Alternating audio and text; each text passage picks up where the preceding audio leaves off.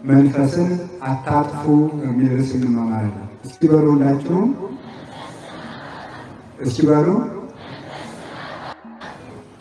ጨምሩ። መንፈስን አንደኛ ተሰሎንቄ ምዕራፍ 5 ቁጥር 19 ላይ ቅዱስ ጳውሎስ ለተሰሎንቄ ሰዎች የላከላቸው መልእክት ነው። እንግዲህ በቤተ ክርስቲያን ትምህርት ሲሰጥ ትምህርት ስንማር አንድ ጉዳይን ለመቅረፍ ታስቦ እና በአንድ ነገር ላይ እንድናድግ ታስቦ ነው ትምህርት የሚሰጠው። መጽሐፍ ቅዱስ ላይ የተጻፈው ኃይለ ቃልም ለዚሁ ነው። ይህንን ብታስተካክሉት ይሄ ይሞላላችኋል፣ ይህን ብትጨምሩት እንዲህ ትሆናላችሁ የሚል ነው። እውቀት እንድንሰበስብ ብቻ ስላልሆነ፣ ስለዚህ አሁን ዛሬ ቅድም የተማርነውን ይዘን አሁን በምንነጋገረው ኃይለ ቃል ደግሞ የምንተወውና የምንጨምረው ነገር ሲኖር በዚህ ከእግዚአብሔር ጋር እንገናኛለን ማለት ነው። ስለዚህ እግዚአብሔር በቅዱስ መጽሐፍ ካዘዘን ትእዛዝ አንዱ መንፈስን እንዳታጠፉ የሚል፣ ትውልድም ሆነ ሀገርም ሆነ ሕዝብ የሚጠፋው እሱ መንፈስን ሲያጠፋ ነው። መንፈስን ካጠፋን እኛም እንጠፋለን። እግዚአብሔር ስለዚህ መንፈስን አታጥፉ ሲል መንፈስን ካላጠፋችሁ እኔም አላጠፋችሁም ማለት ነው። መንፈስን የምታጠፉ ከሆነ ግን እኔም እናንተን አጠፋችኋለሁ ሲል፣ ስለዚህ እንዳንጠፋ የሚያደርገን ምንድን ነው? መንፈስን አለማጥፋት ነው። ቅድም መምህራችን ይመውት ዘይበለዛ ኃይሉ ብለው አስተምረውና እኖራለሁ እንጂ እድናለሁ እንጂ አልሞትም። እንዳንሞት የሚያደርገን አንዱ መንፈስን አለማጥፋት ነው። እንድንሞት የሚያደርገን ደግሞ መንፈስን ማጥፋት ነው እና ቅዱስ ጳውሎስ በደንብ አድርጎ አስጠንቅቆታል። ይህንን ዘመንም ይህንን ያለንበትን ወቅትም አሻግሮ ከደህና ወቅት የሚያደርሰን መንፈስን ያላጠፋን እንደሆነ ነው። ሰዎች ግን እየመጡ በሚነግሩን ነገር እንግዲህ ሰምታችኋል። ልብ ብላችሁ ሁላችሁም አስተውሉ። በየጊዜው የግርግር ነቢያት፣ የግርግር ሰባኪያን፣ የግርግር ሐዋርያት፣ የግርግር ባይታውያን፣ የግርግር ቅዱሳን ይመጣሉ። መቼም ዘመን መቼም ከእውነት አጠገብ ውሸት ጠፍቶ የለም። በእግዚአብሔር መስመር ሳጥናኤል ተነስተዋል፣ በቃየል አቤል ተነስተዋል፣ በሙሴ ጠንቋዮች ተነስተዋል፣ በኤልያስ አክዓብ አለ፣ በዳዊት ሳኦል አለ። በሌሎችም ዘመን እንዲህ ያለ ነገር እንዲያውም አንድ ነገራችሁ ዓለም እስከሚጠፋ ድረስ ከዚች ምድር ብቻ ሳይሆን ከቤተ ክርስቲያን ውስጥም እንኳ ቢሆን ክፉ ሰው አይጠፋም። ይህ እስከ መጨረሻው የሚዘልቅ ነገር ነው። አውቀነው የምንሄደው ነገር ነው። ስለዚህ በየጊዜው ሰው እየመጣ እንደምትሰሙት እንዲህ ይለናል። ለምሳሌ በጥር እንደዚህ ይሆናል፣ ኢትዮጵያ እንዲህ ትሆናለች ይችላል። አንዱ መጥቶ ደግሞ የለም የካቲት እንደዚህ ይሆናል። አንዱ መጥቶ ሚያዝያ እንዲህ ይሆናል። አንዱ መጋቢት፣ አሁን አንዱ ደግሞ መጥቶ ሐምሌና ነሐሴ ጉድ ሊፈላ ነው ይላል። ሌላው መጥቶ ደግሞ 2015 መስከረም ጨምሮ የኢትዮጵያ ፀሐይ ሊወጣ ነው ይላል። እንደዚህ ነው ተብሎ ነው ወይ ፀሐይ የሚወጣው? ኢትዮጵያስ የምትነሳው እንዲህ ብላ ነው ወይ? የኢትዮጵያ ትንሣኤ እያለ ሁሉም ሰው ይናገራል። የተሾመውም የተሻረው የበቃው ያመነውም ያለመነውም የኢትዮጵያ ትንሣኤ ቀርቧል ይላል። የኢትዮጵያ የምትነሳው ምን ሆና ነው? ሞታ መሆን አለበት እኮ ልትነሳ ከተባለ ሞታ የሚል አለ ወይ ደግሞ ካልሆነ ወድቃ መሆን አለበት። ካልወደቀች ልትነሳ አንልም፣ ካልሞተች ልትድን አንልም። ከሞተችስ የሞተው ምኗ ነው ካለ ደግሞ መንፈስ ሞቶ ነው። መንፈስ ሞቶ ነው። መንፈስ ከሞተ የሚነሳው መንፈስ ሲነሳ ነው። ያ መንፈስ ምንድን ነው? መንፈስ የጋራ ስም ነው። ነፋስም መንፈስ ይባላል፣ አጋንንትም መንፈስ ይባላል። እነሱ መገዳደልን ያመጣሉ። የሚያጠፋው መንፈስ ማን ይባላል? ጋኔን ነው። ሰይጣን ዲያብሎስ መገዳደልን ያመጣል። እስመም ትካት ቀታሊ ነፍሰ ሰውቱ፣ እርሱ ከጥንት ጀምሮ ነፍሰ ገዳይ ነው። ሰይጣን ከጥንት ጀምሮ አንዱ ግብሩ ውሸት፣ ማታለል፣ ማስመሰል፣ የሐሰት ጥቅስ መጥቀስ እና ነፍስ መግደል፣ ማገዳደል፣ በግፍ መደሰት የሰይጣን ተንኮሉና ግብሩ ነው። መታወቂያው ይሄ ነው። ቅዱስ ጳውሎስ በሰይጣን እንዳንታለል የእሱን ተንኮል አንስተውም ይላል። በዚህ ዘመን የምንታለለው የሰይጣንን ተንኮል ካለማወቅ ነው። የሰይጣንን ተንኮል ያወቀ ሰው በእግዚአብሔር ቸርነት ለመመራት ይቻለዋል። ዲያብሎስ ከሚጠላቸው ሰዎች መካከል ተንኮሉን የሚናገርበት ሰው አይወድም። ተንኮሉን እንዲገባንም አይፈልግም። እንዳይገባን አድርጎ ማጥፋት ስለሚፈልግ ነው እያታለለን። እንዲያውም የጸደቅን እንዲመስለን ሁሉ እያደረግን የማንፈጽመውን ትልቅ ገድል እንድንጀምር ጭምር እያደረገ የአቅማችን ጽድቅ አስጥቶ ትልቅ ጽድቅ በማስጀመር ጭምርም በመዋጋት በመሸንገልና በማታለል እንደወደቅን እንኳን እንዳይገባን በማድረግ ዲያብሎስ ይጥለናል። አንዱ መንፈስ እሱ ነው። ዋናው ጋኔን መንፈስ ነው። እሱን ስናጠፋው ሌላ መንፈስ፣ ትክክለኛው መንፈስ ይኖረናል። ያ ሲኖረን መገዳደል ይጠፋል። አንድ ነገር እንገራችሁ። መንፈሳዊ ሰው ክፉ መንፈስን ያጠፋል። ክፉ መንፈስን ስናጠፋው መገዳደል ይቆማል። በዚህ ወቅትም እኮ ኢትዮጵያ ውስጥ የሚሞቱ ሰዎች አሉ። በዚህ ሰዓት፣ በዚህ ደቂቃ፣ በዚህ ሰከንድ አሁን የሚሞቱ፣ አሁን የሚታሰሩ፣ አሁን የሚገፉ ሰዎች ይኖራሉ። ይህን መገዳደል ምንድን ነው የሚያቆሙ ሲባል መንፈስን ማጥፋት። ለምሳሌ 3 አጭር ነገሮችን ልንገራችሁ። መንፈሳዊ ሆነው መንፈስን ገስጸው የህይወት መንፈስን ይዘው የሚገድል መንፈስን ገስጸው ህይወት ያስቀጥሉ አባቶች። አንዱ ቅዱስ ዳዊት። ቅዱስ ዳዊት ምንድን ነበረ? መንፈሳዊ ሰው ነው። የእግዚአብሔር መንፈስ ያደረበት ሰው ነው። 7 ሀብታት አድረውበታል። ሀብተ መንፈስ ቅዱስ በሱ ላይ አለ። በሳኦል ደግሞ የቅናት መንፈስ አለበት። እንግዲህ ደጋግሜ ያልኩት ሌሎች መምህራንም ያስተምሩታል። እኔ በቆምኩበት ቦታ ላይ ደጋግሜ የምናገረው ነገር አለ። የዲያብሎስ 3 ዋና ተንኮሎች የሚባሉት ቅናት፣ ምቀኝነትና ትዕቢት ናቸው። 3ቱም ቅደም ተከተል አላቸው። ትዕቢተኛ ሰው ይቀናል። የሚቀና ሰው ምቀኛ ይሆናል። የሚመቀኝ ሰው ደግሞ ነፍስ መግደል ነው። እኔ ትልቅ ነኝ ብሎ የሚያስብ ሰው ሌላውን ትንሽ አድርጎ ስለሚያስብ ሊተካከለኝ ነው ብሎ የሚያስበውን ሰው ሁሉ እየገደለ ይኖራል። ይመቀኘዋል፣ አይፈልግም። ስለዚያ በውስጥ ያለስ መቅናት ትበለውም ለልበ ብዙኃን በመዓት። ቅናት የብዙ ሰዎችን ልብ እንደ እሳት ትበላቸዋለች ብሎ ሰሎሞን እንደተናገረ በሳኦል ያለ የቅናት መንፈስ፣ በቅዱስ ዳዊት ላይ ያለ ደግሞ የሕይወት መንፈስ ምን አደረገ? አንድ ቀን አታሉ ያንን አታሎ ዳዊት ወልዴ ቃል ከማይዘኒ ዳዊት ልጄ ዳዊት በገናውን ስትደረድር መዝሙርን ስትዘምር ያንተ ቃል እኮ ልብ ይሰብራል፣ ያንተ ልብ እኮ ያንተ ቃል ልብ ይመስጣል፣ እባክህን በገና ደርድርልኝ ዘምርልኝ ብሎ ጠራው። እሱ እውነት ነው ብሎ ይደረድራል። ሄዶ ሲደረድርለት ከግድግዳ ተጠግቶ የተቀመጠውን ቅዱስ ዳዊትን ከግድግዳው ጋር በጦር አጣብቶ ለመግደል ጦሩን ወረወረ። ሲወረውር ቅዱስ ዳዊት ምን አለ? አድነኝ ጊዜውን በሲልኩኝ፣ አቤቱ ከክፉ ሰው አድነኝ የሚለውን ቃል አንደበቱ ሲናገር ሰይፉ ግድግዳው ላይ አልፎ ቅዱስ ዳዊት ተሰወረ፣ ወጥቶ ሄደ። አያችሁ፣ በዳዊት ላይ ያለው በቅዱስ ዳዊት ላይ ያለው የሕይወት መንፈስ በሳኦል ላይ ያለውን የመግደልና የደም ማፍሰስ መንፈስ አቅም እንዲያጣ ያደርገዋል። ሌላ ደግሞ አንድ ልጨምራለሁ። አንዱ ማን ነው? ኤልያስ ነው።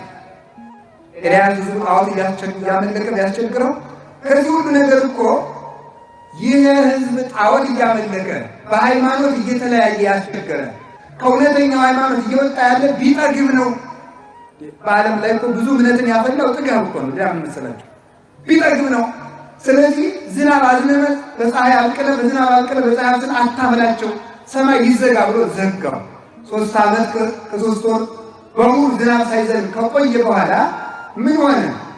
ኤልያስ እግዚአብሔር ዝናብ አዝኑ ብሎ ላከው። አክዓብ ኤልያስን ፍለጋ ሲንከራተት ኤልያስን አግኝቼው አንድ ቀን ገድየው፣ ይሄን ነፍሰ ገዳይ እሱ ሊገድያለ ነፍሰ ገዳይ እንስሳት አራዊት በሞት በውሃ ጥም እንዲያልቁ ያደረገ ሰማይ እየለጎመ ባገኘሁት አለ። አገኘው። ሲያገኘው አንተኑ ዘትገለጥዖሙ ለእስራኤል፣ እስራኤልን የረጅም አጭር፣ የቀይ ጥቁር፣ የወፍራም ቀጭን የምታደርገው እስራኤልን የምትገለባብጥ ሰማይ ለጉመ ሀገር የምታፈርስ ኤልያስ አንተ ነህ። አኳነ ዘገፈጥዖሙ ለእስራኤል፣ እስራኤልን የምገለባብጣቸው እኔ አይደለሁም፣ አንተና የአባትህ ጣዖት እያመለካችሁ አንተ እስራኤልን የምትገለብጥ አለው። ሊቃውንት እዚህ ላይ እንዲህ ሲለው ተመልከቱ። በላውን ሂድ ወደ ቤት ግባ፣ እግዚአብሔር ዝናብ ያዘንማል አለ። አይ የለም እንደሱ አይደለም፣ ታሪኩን የፊተኛውን ወደ ኋላ መጣሁ። እኔ አይደለም እስራኤልን የምገለባብጥ፣ አንተ ንጉሡ ነህ፣ አንተ ሀገሪቱን የገለበጥካት አለው። እንዲህ ለምን አደረገ? ተመልከቱ። አሁን እስከ መቼ ነው በሁለት ሀሳብ የምታነክሱ? መስዋዕት እናቅርብ፣ መስዋዕትን የተቀበለ አምላክ ይመለክ አለ። እሱ ለእግዚአብሔር እነሱ ለጣዖት ሰው፣ ጣዖቱ ተሸነፈ፣ እግዚአብሔር መስዋዕት ተቀበለ። ቁም ነገሩ እዚህ ልናገረው የፈለግኩት አንድ ነገር ነው። ኤልያስን ታሪክ በሌላ ጊዜ በሰፊ ትማሩታላችሁ። ምን ማለት ነው? ሊቃውንቱ ይላሉ ንጉሱ ሊገለው የሚፈልገውን ኤልያስ ባገኘው ጊዜ ያልገደለው ለምንድን ነው? እንዴት የፎከረበትን ነቢይ አልገደለውም ቢባል በኤልያስ ላይ ያደረው የሕይወት መንፈስ በአክዓብ ላይ ያደረውን የመግደል መንፈስ ገስጾት ነው ይላል። ገስጾት ሊገለው የመጣውን ነቢይ ሳይገለው ተመለሰ። ሊገሉ የመጡትን ሰዎች የሚመልሳቸው መንፈስ በእኛ ላይ ሲኖር ነው። መንፈሳዊነት ሲኖረን ነው። ሌላ አንድ ጨምር 3 ስላልኳቸው በሐዲስ ኪዳን የተደረገ ቅዱስ ጳውሎስ በአንድ ወቅት ረሃብ አስቸግሮት ነበረ። ዋሻ ውስጥ ተቀምጦ ረሃብ አስቸገረው። ሲያስቸግረው ምን አደረገ? ወጥቶ እንዳይሰብክ እሱ የሚሰብክባቸው ሰዎች ሰው ይበላሉ። ሐዋሻ እንዳይቀመጥ ረሃብ ሊበላው ነው። አይ እመቤቴ ምን አለ ልጅሽን ለምነሽ የዕለት እንጀራ ቢሰጠኛል። ወጥተህ ስበክ አለችው። ይገሉኛል፣ የክርስቶስ ወታደር ነኝ ብሎ ሞት ፈርቶ የሚሆን ነገር የለም። ወጥተህ ስበክና ከሞት ግን ሙት አለችው። እሺ ብሎ ወጥቶ ሄደ። በጀልባ ተሳፍሮ ለስብከት ሲሄድ ሰዎቹ ሊበሉት በሌላ ጀልባ ተከተሉት። መጡበት፣ ከሱ አቅጣጫ ከተቃራኒ አቅጣጫ መጡበት። ሊበሉኝ ነው አለ ቅዱስ ጳውሎስ። እመቤታችን ምን አለችው? በጌታዬ በኢየሱስ ክርስቶስ ስም በእናቱ ምልጃ እያልክ ውሃውን እየቆነጠርክ እርጫቸው አለ። ከመሃል ባህር ላይ ዋጡ ይበሉ ሲል ተመልከቱ። ምን አደረገ? ውሃውን እየቆነጠረ ሲረጫቸው የእግዚአብሔር አገልጋይ ጳውሎስ ሆይ የሕይወትን ትምህርት አስተምረን፣ አጥምቀን፣ ወደ ሕይወት መንገድ ምራን እያሉ ተመለሱ ማለት ነው። ለምን? በቅዱስ ጳውሎስ ላይ ያደረው የሕይወት ሙይዝ አምሰጠት ነፍስን ያለ ቅዱስ ጳውሎስ ቅዱስ ዳዊት ለዚህ ነው ነፍሳችን ከጎርፍ ፈሰሰች አመለጠች። አምሰጠት ነፍስን እማይሃከክ ነፍሳችን ከውህከት ውሃ ከጎርፍ አመለጠች። መስገር ክፍሰ ተቀጥቀጠት ወደ ይነሰልህነ ብሎ የተናገረው ለዚህ ነው። በቅዱስ ጳውሎስ ላይ ያደረው የሕይወት መንፈስ የእነዚያ ነፍሰ በላ ሰዎች የሰው ደም የሚቀምጡ ሰዎችን የመግደል መንፈስ አራቀው። ዛሬም ክርስቲያኖችን በሚያርዱ ንጹሕ ኢትዮጵያውያንን በሚያርዱ በሚገድሉ ላይ ያደረውን የመገዳደልና የደም መፍሰስ መንፈስ አምላክ ቅዱሳን በሐዋርያት ስልጣን ያስወግድልን። የአባቶቻችን አምላክ ይርዳን። ስለዚህ መግደል የሚጠፋው ክፉ መንፈስ ከኛ ሲርቅ ነው። ክፉ መንፈስ ከኢትዮጵያ ስናርቀው ነው። ያን ክፉ መንፈስ የሚያርቀው በእኛ ላይ ያለው መንፈስ ያልጠፋ እንደሆነ ነው። ስለዚህ ክፉ መንፈስ እንዲጠፋ መንፈስን አታጥፉ። እስኪ ክፉ መንፈስ እንዲጠፋ በሉ። ምን አታጥፉ? መንፈስን አታጥፉ። መንፈስን ካላጠፋችሁት ክፉ መንፈስ ይጠፋላችኋል። መንፈስ ምንድን ነው? ቅዱስ መንፈስ። ያ ቅዱስ መንፈስ ልናጠፋው የማይገባን ከኛ ጋር ሊኖር የሚገባው መንፈስ አለ። የመጀመሪያው መንፈስ መንፈስ ቅዱስ ነው። እንደምታውቁት መንፈስ ቅዱስ ኢታምን ወለ መንፈስ ቅዱስ ዘቦቱ አተውክሙ በአርባ ቀን በሰማንያ ቀን የከበራችሁበትን የታተማችሁበትን መንፈስ ቅዱስን አታሳዝኑት፣ ማደሪያ አታሳጡት። መንፈስ ቅዱስ ከእናንተ ማደሪያ እንዲያጣ አታድርጉት ማለት ነው። መንፈስ ቅዱስ ለምን? በአርባ ቀን በሰማንያ ቀን ከእኛ ጋር አድሯል። ሰው በውሃ ይጠመቃል፣ ሜሮን ይቀባል። ያን ጊዜ የንጉሥ መቅደስ ይሆናል። የተአምሩ ሁሉ ከማንተሙ ታቦቱ ለመንፈስ ቅዱስ እናንተ የመንፈስ ቅዱስ ማደሪያ እንደሆናችሁ አታውቁም? ምን ብሎ እንደተናገረ ሰው የእግዚአብሔር ማደሪያ ነው። ሰው የእግዚአብሔር ሀገር ነው። ያን በበደለ ጊዜ ግን መንፈስ ቅዱስ ከእሱ ማደሪያን ያጣል። ሲረክስ፣ ሲጎሰቁል ከእግር ጥፍሩ እስከ ራስ ጠጉሩ ያለውን አካሉን ሲያረክሰው መንፈስ ቅዱስ በእሱ ማደሪያ ያጣልና ይሸሸዋል። ሲሸሸው ያ ጊዜ ምን ይሆናል ማለት ነው? ሰውየው ብቻውን ይሆናል። ብቻውን ሲሆን ደግሞ ማንም እነስት ጸቆኖ ብሏል በኢሳይያስ። አጥሩን አፈርሰዋለሁ፣ ቅጥሩን አፈርሰዋለሁ። ከዚያስ ምን ሆነ? ወይ በላ ሁሉ ኃላፊ ፍኖት ኃላፊ አግዳሚ ሁሉ እየቆረጠ ይበላዋል። አጥር የሌለው አዝመራ ስለሆነ የመንፈስ ቅዱስ አጥር ቅጥር ከኛ እንዲርቀን እንደ ጦር ጉሮሮ እንደ ፈረስ ጆሮ ተካክለን እንበድላለን፣ እንሰርቃለን፣ እናመነዝራለን፣ እንዋሻለን። የቤት ውስጥ ክርስትና የለንም፣ የቤተ ክርስቲያን እንጂ። የቤት ውስጥ ክርስትና የስልክ ክርስትና እንኳን የለንም እኮ። ስልካችን እንኳን በአቅሙ ክርስቲያን እንዳይሆን ስንት ጉድ ይዘንበታል። ቤታችን ክርስቲያንነት የለውም። ስለዚህ እንዲህ ያለ ሕይወት ስለሌለን መንፈስ ቅዱስ ከኛ እንዲሸሽ እያደረግነው ነው። ክፉ እየሰራችሁ አታሳዝኑት፣ ራሳችሁን አታርክሱትም። እንደዚያ ስንረክስ መንፈስ ቅዱስ ከኛ ሲርቅ ብቻችን እንሆናለን፣ ሁሉ ይቆርጠናል ማለት ነው። እግዚአብሔር ከኛ ጋር ከሆነ ግን ምን ይሆናል? ለመ እግዚአብሔር ምስሌነ መኑ ይክለነ።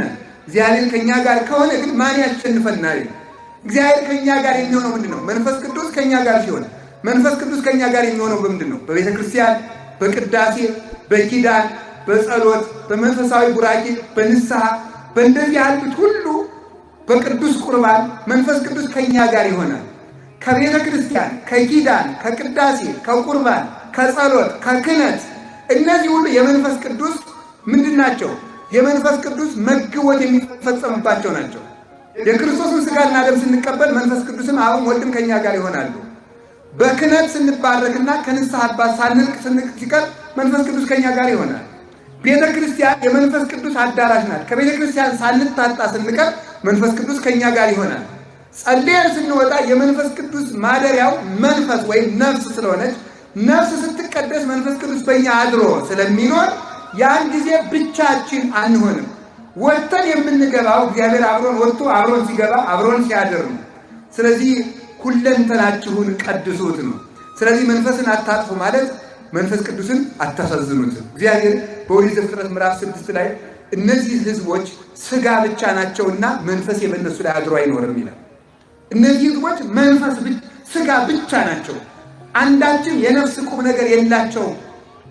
ውለው የሚያድሩት ወጥተው የሚገቡት የሚናገሩት የሚራመዱት የሚጨብጡት የሚሰሩት የሚማሩት የሚኖሩት ሁሉ ለሥጋ ብቻ ነው። ለሥጋ ብቻ ይወጣሉና በእነዚህ ላይ መንፈስ ያድሮ አይኖርም። የሚያስተዳድራቸው የሥጋ ምኞት ብቻ ነው። ለዚያ ምኞት ብቻ ስለሚኖሩ የሥጋ ምኞት ደግሞ በሥጋ ሊጠፋ ይገባዋል። እግዚአብሔር የንፍር ውሃ አምጥቶ አጠፋቸው። የጠፉት ሥጋ ብቻ ስለሆኑ። ስለዚህ መንፈስን አታጥፉ። የ40 ቀን የ80 ቀን ምናችሁን መንፈስ ቅዱስን አሳዝናችሁ አታስወጡት። አባቶቻችን ያሉ ሀብትኬ መንፈስ ቅዱስ ውጡ፣ ሀብትኬ ሰናይ መንፈስ ቅዱስ ውጡ። በጎ ሀብትስ በላይ መንፈስ ቅዱስ። እስኪ በሉ አንድ ጊዜ በጎ ሀብትስ በላይ በሉ። ማን ነው አለ? መንፈስ ቅዱስ። በጎ ሀብት ይለዋል መንፈስ ቅዱስ ነው። የሚጠብቅ መንፈስ ቅዱስ ነው። የሚያኖር መንፈስ ቅዱስ ነው። የሚመግብ መንፈስ ቅዱስ ነው። እውቀት የሚያበራ መንፈስ ቅዱስ ነው። መንፈስ እግዚአብሔር ቅዱስ በእኛ ላይ ካለ አብርሆትም ይኖረናል፣ የበራ ልቡናም ይኖረናል፣ ኃይል ይኖረናል፣ ጽናት ይኖረናል፣ ጥባት ይኖረናል። ጸሎታችን እንኳን ይከናወናል። ስለዚህ መንፈስ ቅዱስ እንዴት እንደምንጸልይ አናውቅምና መንፈስ ቅዱስ ስለኛ ይፈርዳል ብሎ የሚናገረው ምንድን ነው? የሚጸልይ ልብ እንኳን እንዲኖረን የሚያደርገው መንፈስ ቅዱስ ነው። ስለዚህ ራስን መቀደስ ላይ በደንብ ትኩረት ብናደርግ እንደው መልካም ነው። እውነቴን ነው የምነግራችሁ፣ ደጋግሜ የምነግራችሁ ራስን ማንጻት ላይ ትኩረት ማድረግ አለብን። ራስን መቀደስ ላይ መንጻት ላይ ሌት ተቀን ለንጽህና እንጋደል፣ እንልፋ፣ እንድከም፣ የተጫነንን አቧራ እናራግፈው፣ እግዚአብሔር በእኛ ላይ እንዲያድር እናደርገው። ያን ጊዜ እናንተ ዝም ትላላችሁ፣ የእስራኤል አምላክ ስለ እናንተ ይዋጋል ተብሎ የተናገረው ይፈጸምና ጉልበታችን እግዚአብሔር ስለኛ ይዋጋል፣ ይከራከራል። ተባው ውእቱ ዘያደቅቅ ይላል። ተመልከቱ። እርሱ የሰባሪዎችን መዝራይተ እኩያን የክፉዎችን ክንድ የሚሰብር እሱ ኃያል ነው፣ ጽኑ ነው። ጠቢብ ውእቱ ዘያረስዕ ምክረ መካርያን የመካሪዎችን ምክር የሚያስረሳ ጥበበኛ ነው እግዚአብሔር። እግዚአብሔር በእኛ እንዲያድር ብቻ እንፍቀድለት። እኛ የቆረጥናቸው ዱላዎች፣ እኛ የፈተልናቸው ገመዶች፣ እኛ ያደራጃትናቸው የሳልናቸው ስለቶች ምንም ወግተው አያሸንፉም። የሚያሸንፍ እግዚአብሔር ነው። አሸናፊ እግዚአብሔር ከእኛ ጋር እንዲሆን ብቸኛው መፍትሄ ሌት ተቀን ደክመን ከርኩሰታችን መላቀቅ ነው። እግዚአብሔር ሁላችንን ያላቀን። ሁለተኛው መንፈስን አታጥፉ የተባሉት መንፈስ የተባሉ ቅዱሳን መላእክት ናቸው። ቅዱሳን መላእክት መንፈስ ይባላሉ። ከመላእክት ጋር አትጣሉ ነው። ከመላእክት ጋር አትጣሉ። ከመላእክት ጋር የተጣላ ሰው ምን ያደርጋል? ይቀሰፋል፣ ይጠፋል። ዕብራውያን ምዕራፍ 11 ቁጥር 17 ላይ እንዲህ የሚል ቃል ታገኛላችሁ። አኮሉ መላእክት መንፈስ ሙንቱ ለይትልአኩ ለመልክ በይንተላህለውም ይረሱ ሕይወተ ዘላለም። መላእክት እኮ የዘላለም ሕይወት ለሚወርሱ ሰዎች የሚላኩ መናፍስት አይደሉም? የዘላለም ሕይወት እንድንወርስ እንዳንቀሰፍ በእድሜያችን ተጠቅመን ርስት እንድንወርስበት የምንበቃው ሕይወት ያለው መልአክ ከኛ ጋር ሲሆን ነው። የሙት መልአክ የሚርቅልን፣ የሞት መልአክ ርቆ የሕይወት መልአክ መልአከከ ሄረ ወመራሄ ፋኙ ለነ የምንለው ለዚህ እኮ ነው። ቸር የሚመራ መልአክህን በየቀኑ ላክልን። ተመልከቱ፣ ሥራዬ ኩለነ ወይትድገነ፣ በየቀኑ በየመዓልቱ አንተ ስራን ቅጣን፣ ምራን፣ አስተዳድረን፣ በዚህ ውጡ በዚህ ግቡ በለን። የሚመራን የሚያስተዳድረን መልአክ አትንሳን፣ ቸር መልአክ ስጠን የሚባለው ስለዚህ ነው። መላእክት ግን ከኛ ሲረቁ ከመልአክ ጋር የተጣላ ሰው ይቀሰፋል። መላእክት መናፍስት፣ ለዚያው የሕይወት ርስት ለመውረስ የሚላኩ መላእክት የዘላለም ሕይወት ለሚወርሱ ሰዎች የሚላኩ መናፍስት ከሆኑ ከመልአክ የተጣላ ሰው ለዘላለም ሕይወት አይበቃም። የዘላለም ሕይወት ክርስቶስ ቢሆን ወደ ክርስቶስ የሚደርሰው በመላእክት ነው። ሰው ከመልአክ ጋር ግን በምንድን ነው የሚጣላ? ሰው ከመልአክ ጋር የሚጣላው አንደኛ ዘረኛ ሲሆን፣ እንዲህ እውነቴን ነው የምነግራችሁ፣ ማምላክ ይህን ብትቆረጥሙት ባትቆረጥሙት፣ ሰው ዘረኛ ከሆነ ከመልአክ ጋር ይጣላል። ከመልአክ ጋር የሆነ ሰው ግን የተጣላ ደግሞ ያልቃል። ለምን እንደሆነ ልንገራችሁ። መጽሐፈ ኢያሱ ምዕራፍ 5 ቁጥር 13 ላይ ያለ ቃል አንድ አይነ ቃል ብቻ ልንገራችሁ። ኢያሱ ኢያሪኮን አፍርሶ ወደ ኢያሪኮ ሊገባ ሲል በኢያሪኮ ውስጥ ሳለ ወሶበ ኮነ ኢያሱ ውስተ ኢያሪኮ ኢያሱ ኢያሪኮ በገባ ጊዜ ይላል መልአክን ትክ ብሎ አየ፣ ሰው መስሎት አየው። ኢያሱ ያንን መልአክ እንዳየ ምን አንድ ጥያቄ አቀረበለት። እምሰባ ዚአርኑ ወሚመ እምጸርነ አንተ፣ ከወገኖቻችን ነህ ወይስ ከጠላቶቻችን ነህ ብሎ ጠየቀው። መልአኩን ነው እንግዲህ ልብ ብላችሁ ስሙ። ከኛ ወገን ነህ ወይስ ከጠላቶቻችን ነህ አለው። ከእናንተም ጋር ነኝ ሳይል ከጠላቶቻችን ሳይል አንሰ መልአከ ኃይሉ ለእግዚአብሔር፣ እኔ እግዚአብሔር ወገን ነኝ አለ። የእናንተ ወገን ነኝ ሳይለው ማለት ነው። የአንተ ወገን ነኝ እንግዲህ ሊረዳ የመጣ ኢያሱን ነው። መልሱ ምንድን ነበር? ከኢያሱ ለኢያሱ የመጣ መልአክ የአንተ ወገን ነኝ ሳይል የገሌ አይደለሁም የእግዚአብሔር ለሆነ ሁሉ የምላክ ነኝ ሲለው እኔ እግዚአብሔር ምንድን ነው አለ? ኃያል ሊቀ መልአክ ነኝ አለው ቅዱስ ሚካኤል። እኔ እግዚአብሔር ወገን ነኝ የእግዚአብሔር ለሆነ ሁሉ ይጥቆርም ይቅሳም ይቅራም ይጥቆርም ይወፍርም ይቅጠንም የምስራቅም የምዕራብም የሰሜንም የደቡብም ይሁን እላከዋለሁ፣ አገለግለዋለሁ፣ መግበዋለሁ፣ እጠብቀዋለሁ ሲለው እዚህ በኋላ ወወድቀ ኢያሱ በገጹ ወሰገደ ሎቱ፣ ኢያሱም ወድቆ በእግሩ በግንባሩ ፍክም ብሎ ሰገደለት ይላል። ለመላእክት ስግደት እንዲገባ ያንን በማድረጉ ኢያሪኮን ያፈረሰለት የቅዱስ ሚካኤል ጥበቃና ረድኤት ነው። የእግዚአብሔር ከሆንክ እረዳሃለሁ። ምን ማለት ትመስላችሁ? ይህ ጥንቃቄ ከእኛ ወገን ነው ወይስ ከፍልስጤማውያን ሲለው ያንተ ነኝ ያላለበት ምክንያት አንተም ነገ እንደ ፍልስጤማውያን ከበደልክ አንተን ማጠፋለሁ ሲለው የእግዚአብሔር እስከሆንክ ድረስ ከኔ ጋር ወዳጅነታችን ይቀጥላል፣ እረዳሃለሁ፣ ክፉ ስትሆን አንተንም እቀስፋለሁ ለማለት ነው። ከመልአክ ጋር አትጣሉ ያለው ለዚህ ነው። የገሌ አይደለም፣ ቅዱሳን መላእክት የሁሉም ናቸው። ስለዚህ አንድ ክፉ መላእክት የአንድነት መላእክት ስለሆኑ ክፉ ሰውን የሚለያይ ሰውን ነገረ ሰሪ ሰውን የሚለያይ ስራ የሚሰራ እግዚአብሔር 7 ነገሮችን ይጠላል፣ 6 ነገሮች ይጠላል፣ 7ኛውን አጥብቆ ይጸየፋል።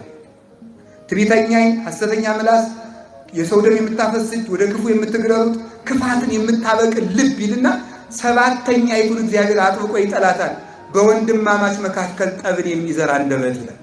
ነገር ሰርቶ አገር የሚያፈር ሰው የሚያጣላን ሰው ማለት መላእክት የአንድነት ናቸውና የሚለያይን ሰው ማህበርን የሚበትን አንድነትን የሚያጎድል አንዱን ከአንዱ የሚያሳንስ ሰው ምን መሆን አለበት? ይሄንን መላእክት ይጣሉታል።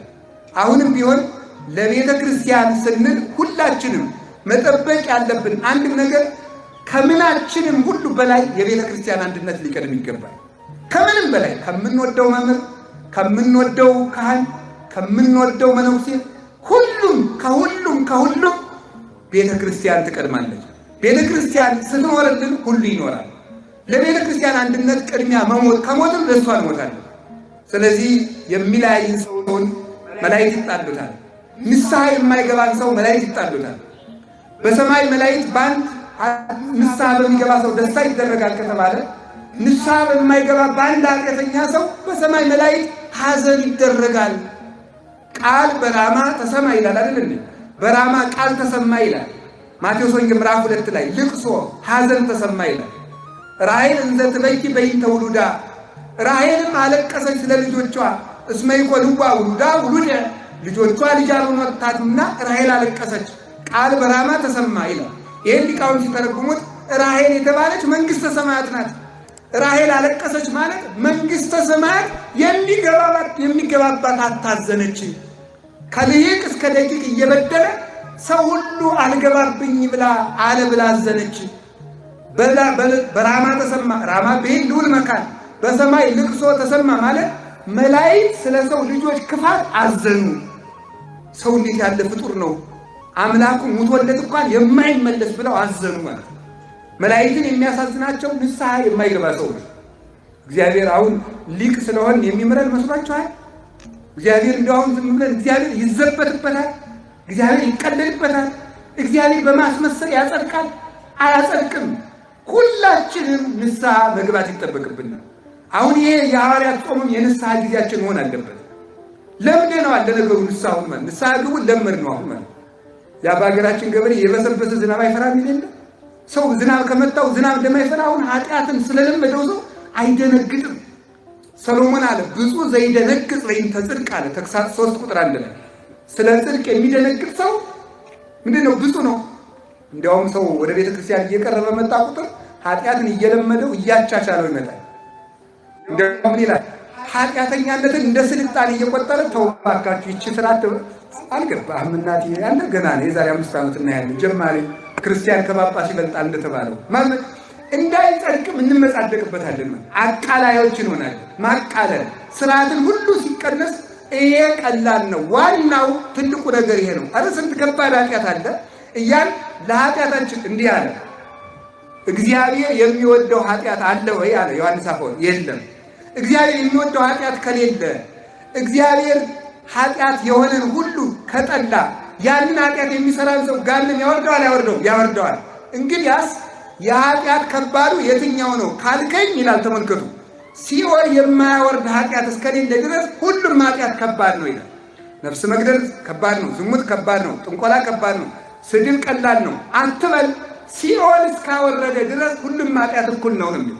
ሁሉም ኃጢአት ትንሽ የሚባል ጽድቅም የለም፣ ትንሽ የሚባል ኃጢአትም የለም። ስለዚህ ሁሉንም ለቅመህ ተዘጋጅተህ አጥራቸው፣ ራስህን ንጹህ አድርግ። ስለዚህ ቅዱሳን መላእክት ቢያንስ ቅድም እንዳልኳችሁ የመጀመሪያው ባንረክስ ባንጎሰቁል እግዚአብሔር ያድርብን ነበር። ከጎሰቆልን ደግሞ መላእክት ረድተው ወደ መንፈስ ቅዱስ እንዲያቀርቡን ደግሞ በንስሐ መንጻት ይገባል። ሶስተኛ ባልንጀራውን የሚጠላ ሰው መላእክት አይወዱም። አሁን ማቴዎስ ወንጌል ምዕራፍ 18 ያለ አንድ ቃል ልንገራችሁ። ይሄ ነገር ስለለመዳችሁት ሊቀልባችሁ ይችላል። በማቴዎስ ወንጌል ምዕራፍ 18 ላይ ይላል ከነዚህ ከታናናሾቹ አንዱን እንዳትንቁ ተጠንቀቁ ካለ በኋላ ምንድን ነው ያለ?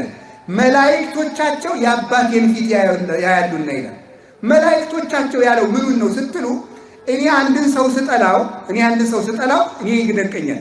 የራሴ ጠባቂ መልአክ አለኝ፣ የዚያ ሰው ጠባቂ መልአክ አለ። አሁን እኔ ያንን ሰው ስገፋውና ስጣላው የዚያ ጠባቂ መልአክ ብቻ ሳይሆን የሚከሰኝ የራሴ ጠባቂ መልአክ ከዚያ ጠባቂ መልአክ ጋር አብሮ ይከሰኝ። ይህንን ሰውዬ ምክንያቱም መላእክት የፍቅር ጠባቂዎች ስለሆኑ ይህ ሰውዬ ያንን ሰው ባልንጀራዬን እንዲጠብቀው ያዘዝከውን ያን ሰው ስለገፋው ቅሰፈው ብሎ የእኛ ጠባቂ ሂዶ ከምንጠላው ሰው ጋር ሆኖ ይከሰላል። ከዚህ በኋላ ይህንን ሰው ከምታስጠብቀኝ አውሬ ብጠብቅ ይሻለኝ ነበረ፣ ቅሰፍልኝ፣ እድሜውን አሳጥረው ይለዋል። እንስሳትን ብጠብቅ ይሻለኛል፣ ወንዙን ብጠብቅ ይሻለኝ፣ እድሜውን አሳጥረው ይላል። በእውነቱ ማለት ነው። ስለዚህ ንስሐ ካልገባን ካልተዘጋጀን ፍቅር ከሌለን የማንታረቅ ከሆነ መላእክት ይጠሉናል። ከመላእክት ጋር የተጣላ ሰው ደግሞ ቅድም ባሕራንን መምህሩ ስለተረኩላችሁ ስላስተማሩ ወደ እሱ አልገባም። የጠፋውን ሰው እየመጠቆም ፈልጌ ነው።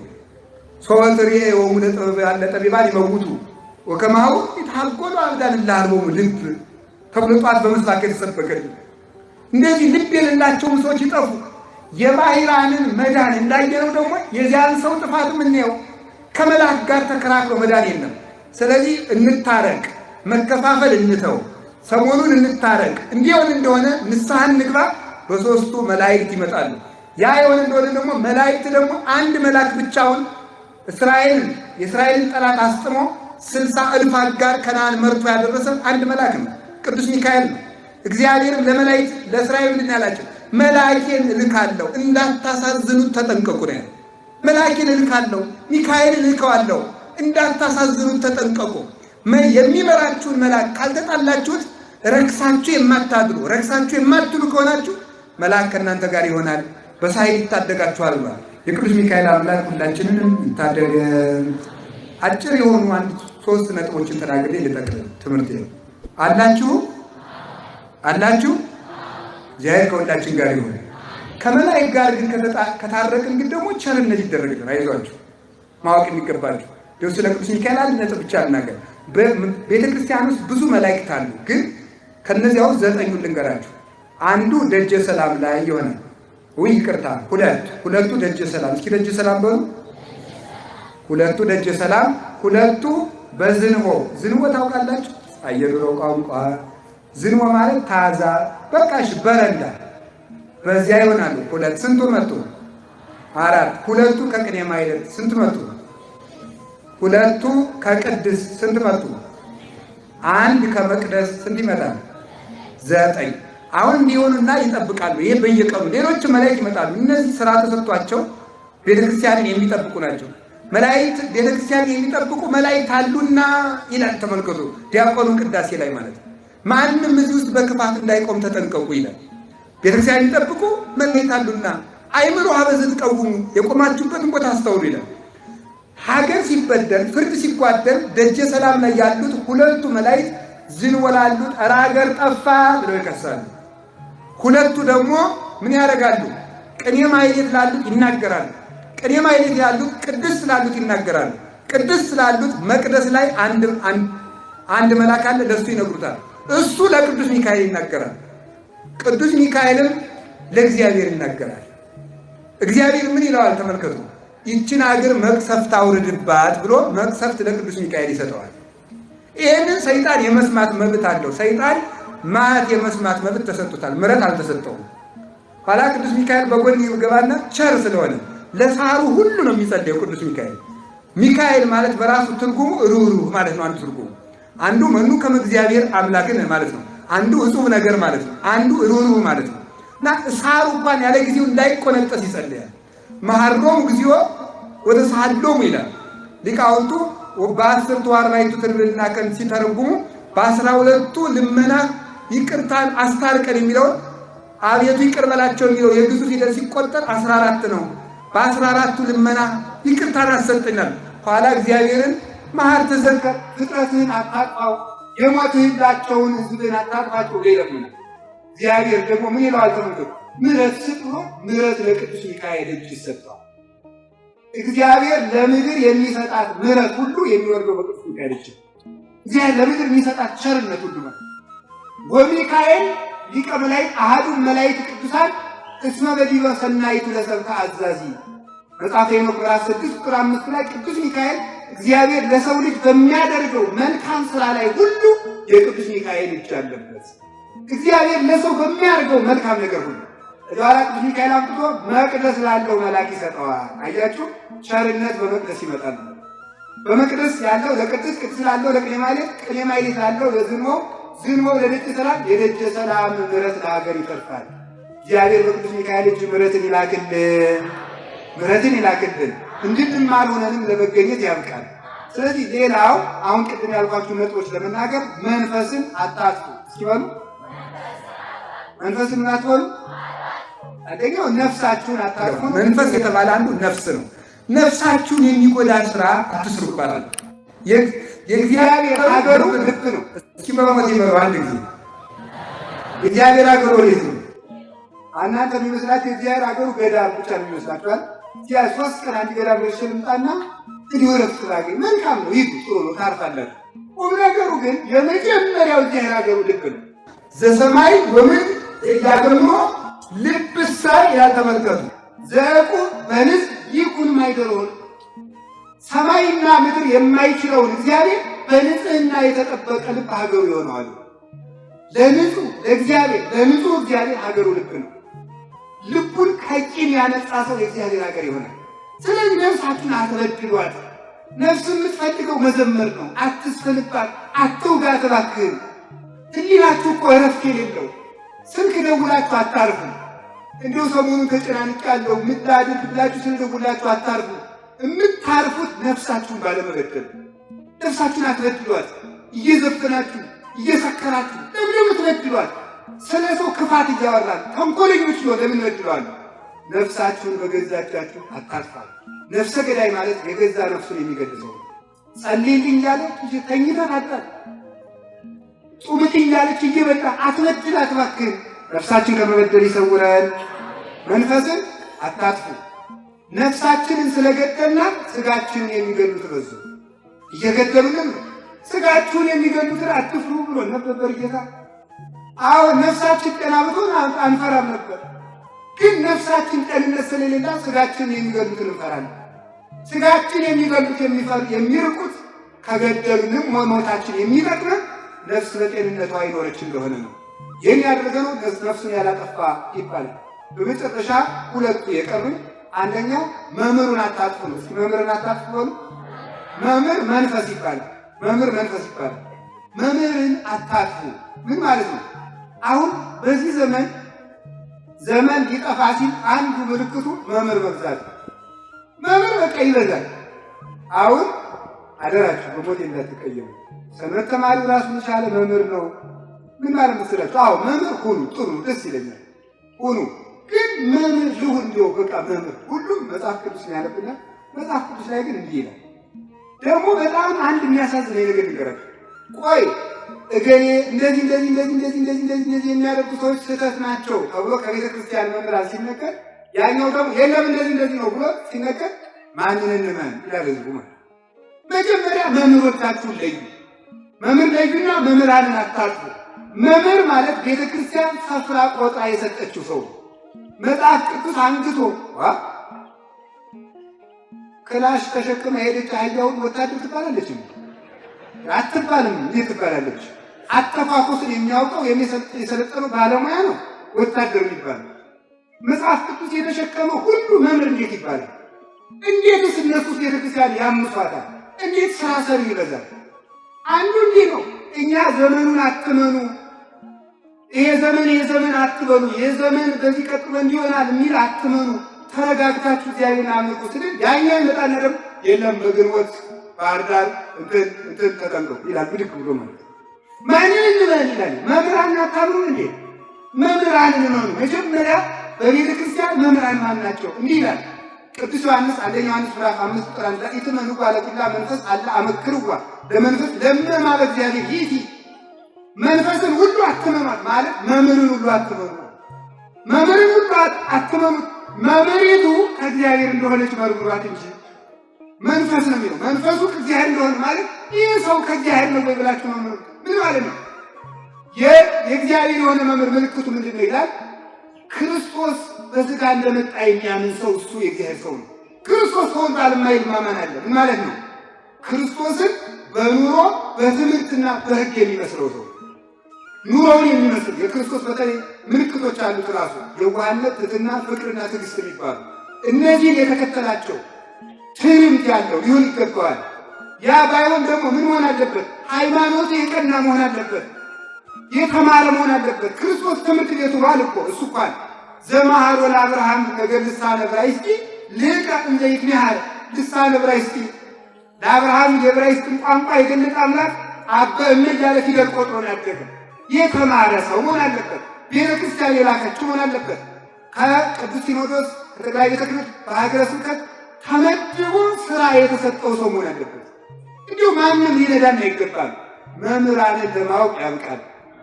እንዲሁ ከማኅበረ ሥላሴ ጥጆች ብሰል ቁጭ ነገር የማኅበረ ሥላሴ ጥጆች አሉ። ይህ የምናገራቸው ማኅበረ ሥላሴ የሚባል ገዳም አለና ጥጆቹ እኔ እንኳን እዚያ የሚወርዱ በታሪክ የሰማሁት ነው። ጥጆቹ ሲጨበጨብላቸው ነው የሚጠቡ። ወደ 4000 ላሞች አሉ። ሲጨበጨብላቸው ይጠባሉ። እረኞቹ ይበቃቸዋል ብለው ሲያስቡ እኔ የሚገርመኝ 4000 ጥጃ ተልቆ ካለ እናቱ ጡት ሌላ ይጠባል። 4000 ላም ለይቶ መጥባት እንዴት ከባድ ነው! ማለት ለእነዚያ ጥጆች ያለ አይኖር ጠፍቶን እኛ ያገኘነውን ጡት ሁሉ መጥባት፣ እዚያ በኋላ መሞት ወይ ልጅ አይሉን ወይ ዝንጀሮ አይሉን ልክና መልክ የሌለን እየጠፋን ካለ የእናታችን ያልሆነውን ጡት ስለምንጠባኩ ሄደው ጠቡ። በቃችሁ ሲላቸው ደግሞ ሲያጨረጭላቸው የተዋሉ ጥጆች በቃ ስንላችሁ ተውት፣ ቀጥሉ ስንላችሁ ቀጥሉ። የቤተ ክርስቲያንን መምህራንን አታጥፉ።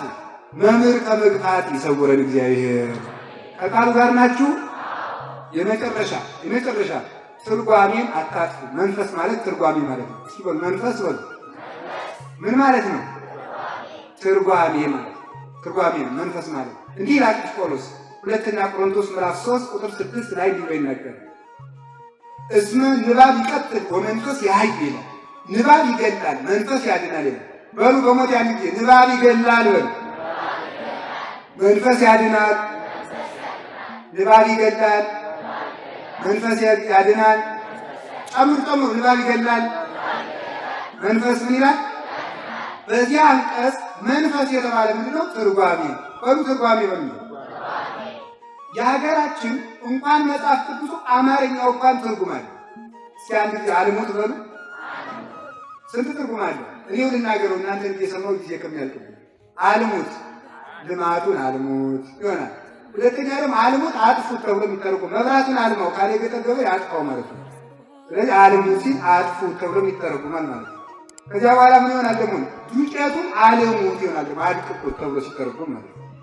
ከዳማ ዓላማውን አልሙት ይሆናል ደግሞ አንደኛው ትርጉሙ ደግሞ ቅድም መምህሩ የጠቀሱት ደግሞ እኔ ሞት አልሙት ይሆናል።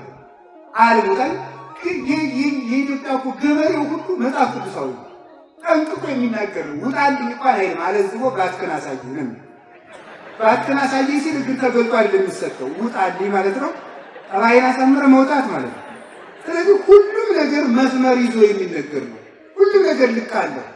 ልክ ይኖራችሁ። አሁን ሳቃችሁ ልክ ይኖረው ጊዜ እንዳትጨርሱ። ከቃሉ ጋር ናችሁ።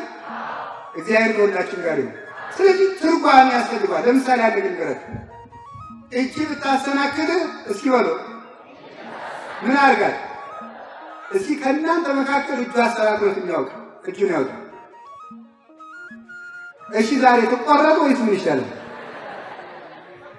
ይኸውላችሁ ትርጓሜ ያስፈልገዋል። እንግዲህ አሁን የሁሉ ሰው በእጁ ያልሰረቀ ሊኖር እዚህ ውስጥ ያልሰረቀና እንግዲህ አሁን ማጭዳን እንቁረጣችሁ ይተረጎማል። እጅ ብታሰናክል ማለት እጅን ቁረጠው ማለት ካልሆነ መጽሐፍ ቅዱስ የሚተረጎም ነው።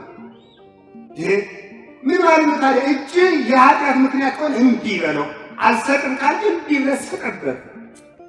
እግርህን ቁረጠው ብታሰናክል ማለት ረደግሞኛል ልቀመጥ ሲል እየጸለቅ እንዲህ ብለህ ቁምበት ነው እንጂ እንኳን ጠጣለሁ እንዴ?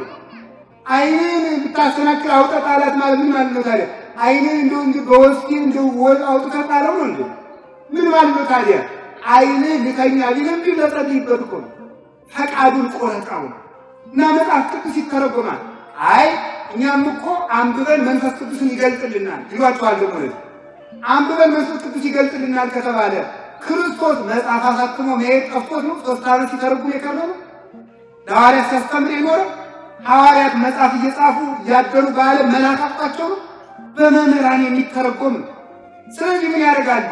ከቤተ ክርስቲያን ውጭ የሆኑ ሰዎች አንተ ይህንን የተማርከው የታወቀው እንዳይሏቸው አስቀድሞ ይላሉ። የቤተ ክርስቲያኑ ትርጓሜ ተረት ነው ይላል። ተረት ነው። ወንጌል እሱ ለክባብ ይላል። ወንጌል እሺ፣ እሱ ትናንትና እንትን የሚባል ሆቴል ስበላ ጨው በዝቶበት ነበረ ብሎ ሲያወራ ወንጌል ይሆናል። እኛ ዮሐንስ አፈወርቅ ቄርሎስ ብለን ስንጠቅስ ተረት ይሆናል። ህዝቡ ሞኝ ስለሆነ ይሰማል። ምን ይደረግ? ሰው ሲያገኝ ሞኝ ሳይሰጥ ሲያገኝ አታሎ ነግዶ ማያልፋለን። ስለዚህ ሁላችንም የትርጓሜ ሰዎች እንሁን። ከቤተ ክርስቲያን መዋልን እንልመድ። እንዲሁም ቅዱስ ጳውሎስ ርቱ ተጣገሱነ። ቅዱስ ጳውሎስ እናንተ ተው እንጂ ቆይ መምህሮቻችን ይምጡ በሉ። የመጨረሻ ቃል ሲበሉ ቆይ በሉ መምህሮቻችን ይምጡ፣ ልትታገሱን ይገባል አለ ቅዱስ ጳውሎስ። የቆሮንቶስ ሰዎች ሲፋጁበት አስተምሯቸው ሄዶ ሐሰተኛ ገብቶ በትርጓሜ ሲበጠብጣቸው እንዴ ቆይ መምህራችን ይምጣ አትሉም እንዴ? ብንዘገይስ እስከምንመጣ ጠብቁልን እንዴ ያላቸው ቅዱስ ጳውሎስ። ቆዩ እንጂ ቆይ ጳውሎስ ሲነገር ቆይ ቄርሎስ ሲጠቀስ ለይምጣኬ ብፁዕ ጳውሎስ ማይከል ይላል ቅዱስ ቄርሎስ ሲጠርቁ ንስጥሮስን ሲረዳው እንዲህ የምትል ከሆነ እስቲ መምህራችን ጳውሎስ መጥቶ ይመስክር ይላል። ምስክር ሳታቆሙ ለምን ትረታላችሁ? ሳታስተረጉሙ ተርጓሚ ሳይጠፋ መምህር ሳይጠፋ ለምን እንጠፋለን? ስለዚህ ወገኖቼ አስተርጉመን እንድንድን ከመላእክት ታርቀን እንድንድን ከመንፈስ ቅዱስ ታርቀን እንድንድን ነፍስና ሥጋችን አስታርቀን እንድንድን አምላከ ቅዱሳን ይርዳን። ወስብሐት ለእግዚአብሔር።